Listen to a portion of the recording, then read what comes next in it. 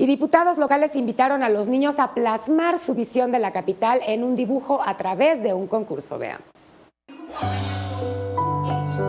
Con el concurso de dibujo Las y los niños construyendo la ciudad, la Asamblea Legislativa busca fomentar en los niños los valores de trabajo en equipo, solidaridad y ayuda tras los sismos del pasado mes de septiembre.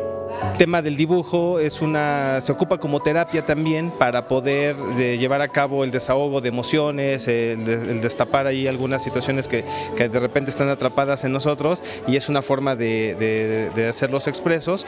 Las familias de repente se quedan muy cortas en la forma de poder desahogarlas, y entonces el dibujo es una terapia para eso. Con la participación de niños de 6 a 15 años de edad, a través del dibujo, plasmaron cada uno su visión de la reconstrucción en las zonas afectadas.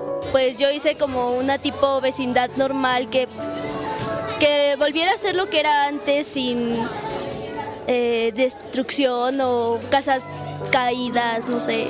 Yo dibujé a un hombre con una pala y que construyó